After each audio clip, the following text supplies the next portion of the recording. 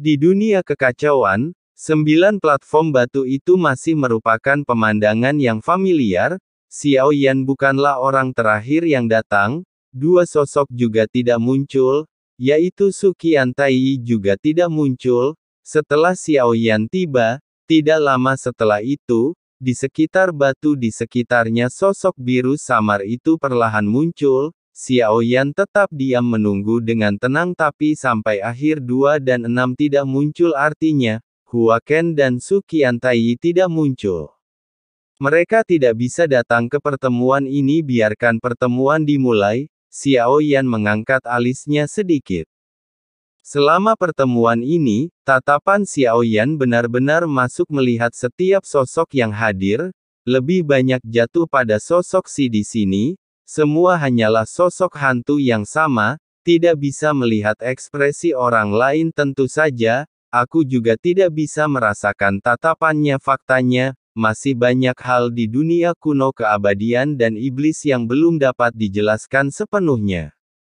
Zhonggu dan yang lainnya. Xiao Yan tidak punya waktu untuk membuat penjelasan akhir. Bukannya Xiao Yan tidak mau tapi tidak berani. Jika Anda terus tinggal di dunia kuno yang abadi dan iblis, konsekuensinya akan sangat buruk. Setelah Hua Ken muncul melihat ekspresi Yu Yan, Xiao Yan masih jelas dalam pikirannya, orang yang begitu kuat, sangat takut jadi keberadaan menakutkan macam apa wanita ini. Memang tidak ada tindakan drastis selama periode ini. Tapi lebih dari itu saya semakin merasa seperti badai akan datang, Xiao Yan takut, bahkan Hua Ken pun takut, itu sebabnya Xiao Yan pergi dengan tergesa-gesa, jika dia punya kesempatan, dia akan pergi ke dunia kuno abadi dan iblis lagi. Tetapi Anda setidaknya harus memiliki kekuatan dan kualifikasi untuk melawan, setidaknya melawan yang keempat kalau tidak, pergi lagi kurasa aku benar-benar harus kehilangan hidupku dan mati. Ada juga beberapa perubahan yang terjadi di alam misterius surga barat sekarang. Kedua ras dewa dan iblis telah hidup berdampingan secara damai selama ribuan tahun. Sekarang sudah tidak harmonis lagi perang mungkin tidak bisa dihindari. Jadi giliran San yang berbicara langsung. Ia juga tidak menyembunyikan dunianya, karena mereka sudah saling mengungkapkannya sebelumnya, hanya saja Su Qiantai dan Xiao Yan tidak mengatakan yang sebenarnya. Selebihnya tampaknya benar, dua ras dewa dan iblis. Komposisi alam misterius surga barat tampaknya sangat istimewa. Xiao Yan berpikir setelah mendengar ini. Saya pikir di pertemuan ini bisa menanyakan dua pertanyaan, beberapa informasi tentang Sombra. Seseorang melihatnya dan juga berbicara, San berbicara lagi pernyataan ini langsung menarik perhatian Xiao Yan. Sebab, dia juga punya pengalaman yang sama, bayangan hitam itu muncul dengan aneh di tengah kerumunan akhirnya, dia menghilang secara misterius.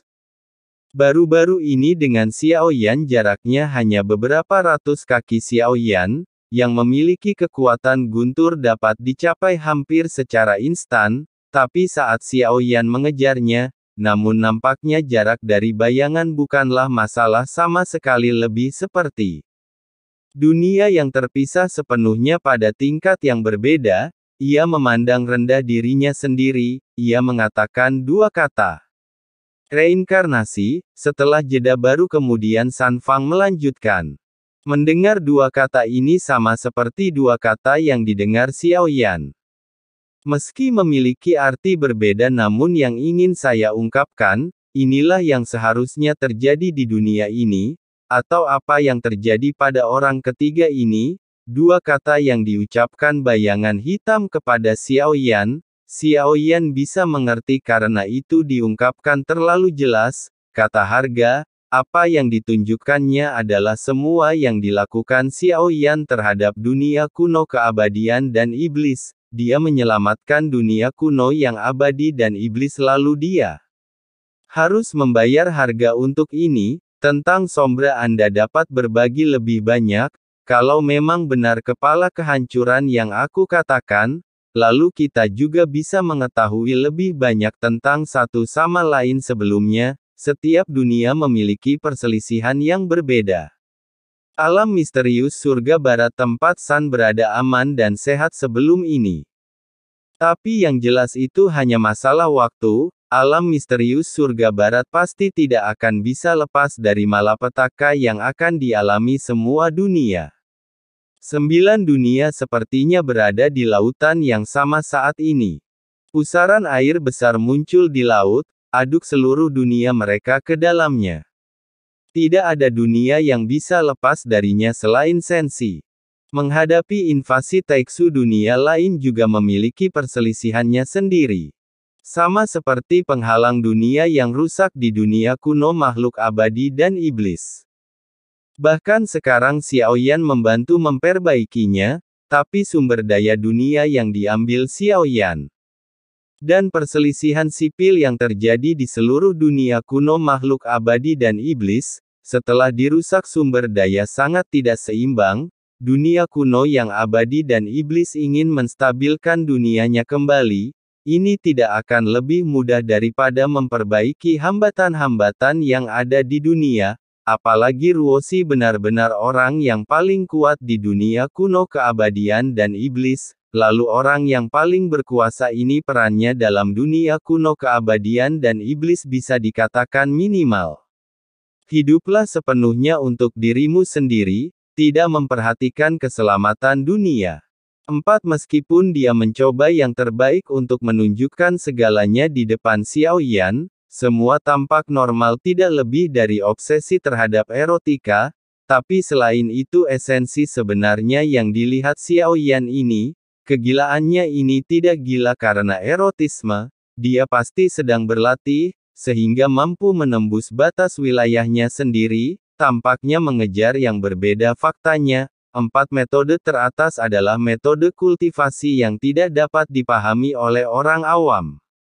Di balik kegilaan ini adalah mengejar kekuatan yang lebih kuat, hanya dengan cara itulah kita dapat benar-benar mengendalikannya. Saya adalah reinkarnasi yang mulia, tidak masalah apakah saya bisa atau tidak, yang mulia jika Anda benar-benar membiarkannya berhasil, harus ada perbaikan yang luar biasa jika tidak. Saya tidak akan terlalu gigih. Xiaoyan adalah orang terakhir yang berbicara.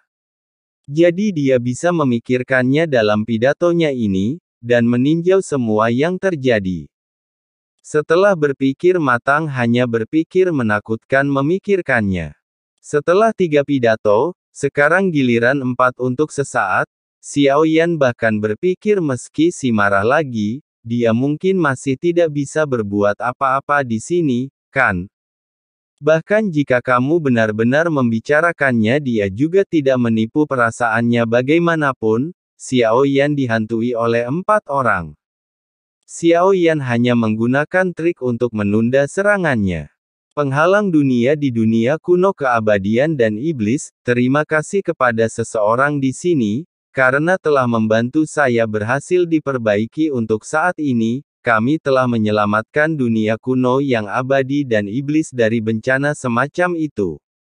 Adapun bayangan hitam, saya tinggal dalam pengasingan sepanjang tahun. Ngomong-ngomong, aku sudah lama melihatnya tapi tidak mengatakan apapun, dan orang yang membantu dunia kuno abadi dan iblis memperbaiki penghalang dunia. Bahkan tidak sempat mengucapkan terima kasih, pergilah dengan cepat tapi tidak apa-apa, retret sudah berakhir, Anda bisa berjalan-jalan, saya di sini untuk mengucapkan terima kasih secara langsung. Di bawah gambar biru tidak bisa membedakan apakah suara itu laki-laki atau perempuan, semua dengan suara kosong hanya sedikit terdengar di akhir kalimat, pengucapannya jelas ditonjolkan. Jantung Xiaoyan tiba-tiba berdebar kencang saat mendengar ini. Giweili, aku takut kecuali dia keduanya merupakan monster purba yang telah ada selamanya. Bepergian keliling dunia bukanlah kemampuan khusus di sini. Mereka ingin berjalan di berbagai dunia ini, tidak terlalu sulit. Setelah kontak singkat Xiaoyan tidak berpikir begitu. 4. Ini lelucon, jika begitu saya khawatir itu akan benar-benar datang. Apakah tidak mungkin untuk melarikan diri? Xiao Yan sangat pahit, dia memprovokasi makhluk yang bahkan ditakuti oleh Hua Ken. Dan mereka sudah ada sejak Zun Sang dan Xie Zun dengan kekuatannya saat ini dia benar-benar akan dipaksa sujud oleh tuannya.